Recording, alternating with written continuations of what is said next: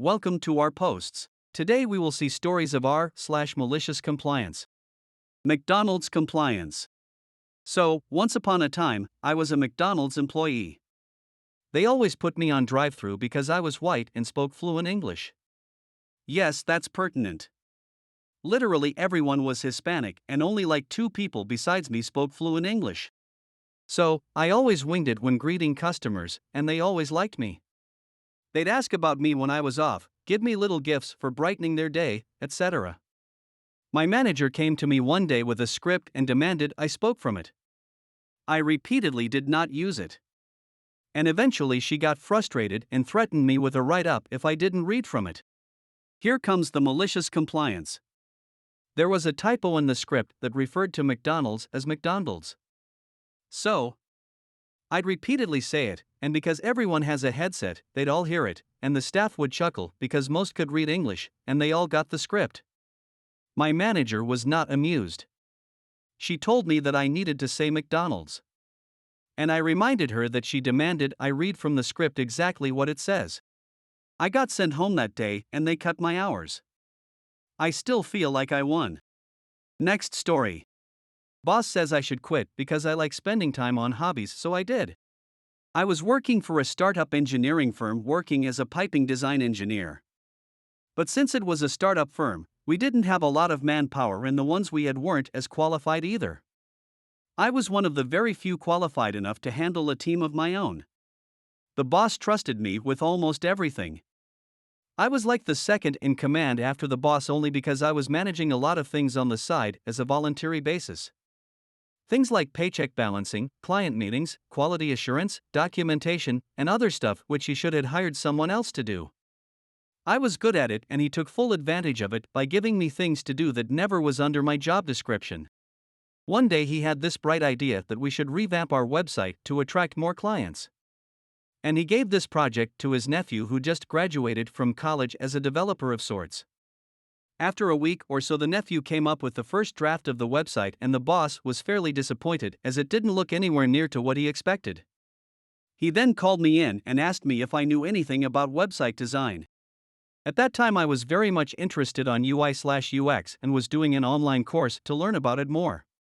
So I told him that I'll see what I can do. I spent the next week full making a proper information architecture, wireframes and color guidelines that the nephew could pick up and build the website from scratch. In the end the website looked futuristic and the boss was pretty happy. But during the week my other responsibilities were put in a backlog and it just kept piling on. I knew I would be able to cover it once I'm done with the website and didn't pay too much attention to it. The next week my boss caught up with backlog and called me into his cabin. He started yelling at me for all the responsibilities that I didn't attend to. I calmly told him that I was working on the website and it's not a big deal. Told him that I would clear it out as soon as possible. But he wasn't happy. He asked me why I spent so much time doing something that isn't even my responsibility. I told him that I was learning about UI/UX and was pretty much interested to learn more. I obviously never thought about perusing it as a career because frankly I was a mechanical engineer by qualification and didn't think jumping to IT would be easy. The boss snapped and told me that I should quit and pursue my hobby as a living. He said that only then I will understand how lucky I am to have a job that pays. I kind of got offended because 1. He doesn't even pay me the worth of things I do for the company and 2.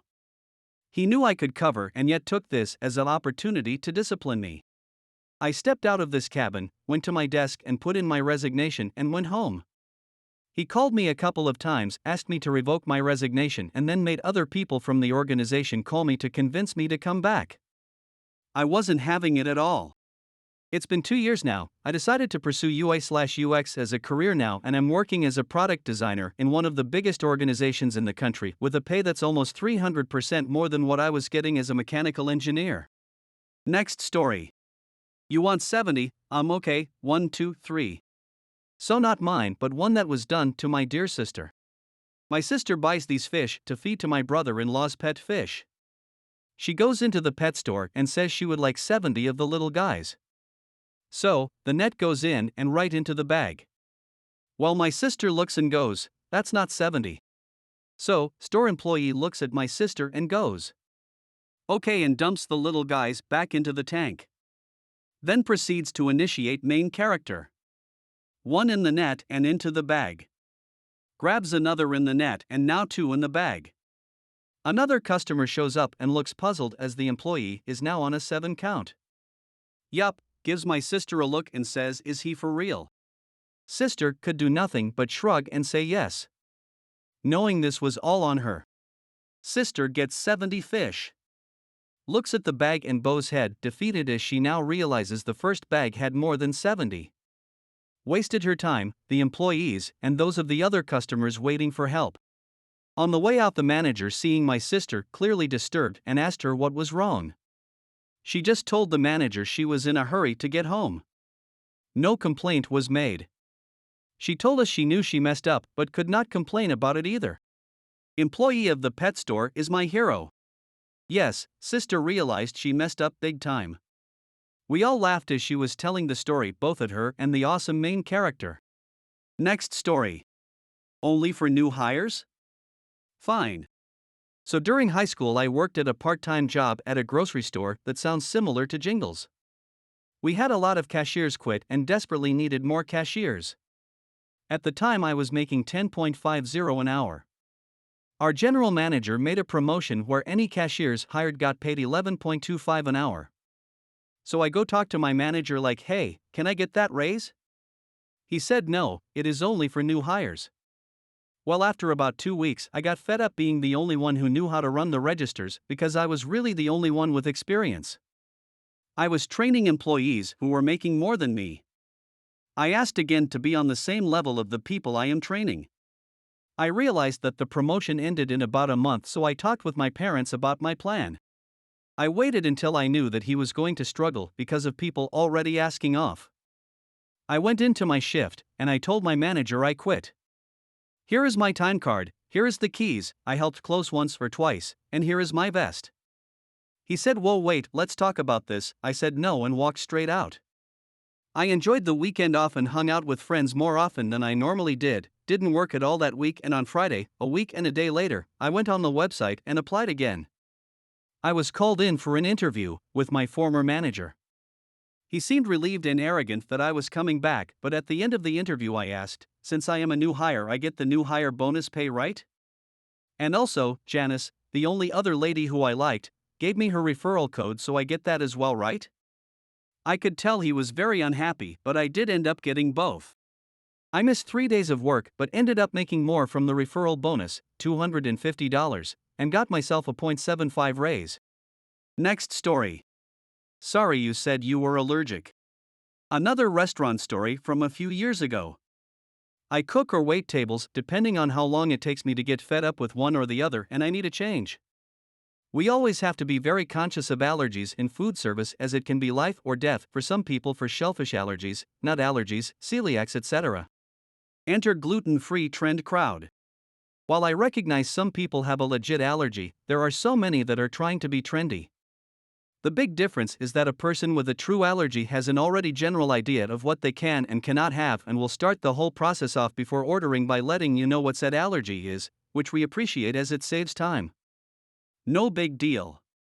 The trendy gluten-free peeps need to tell you 3 times throughout their order, and then always end up backtracking after they find out that basically everything they desire to order either contains gluten or is potentially cross-contaminated. I was waiting this time around and I started getting tired of hearing about it. We had a particular almost daily regular who would tell us every time about her gluten intolerance, tell all the people sitting near her about it, then proceed to order items that had gluten. I was having a bad day. She comes in. Does her normal spiel about being allergic to gluten? I say yup. Wasn't sufficient enough attention for her.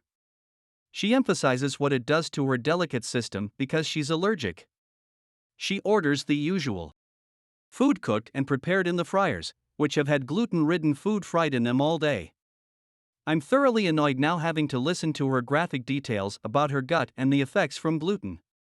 I, as usual, inform her the fryers are cooked in with items containing gluten.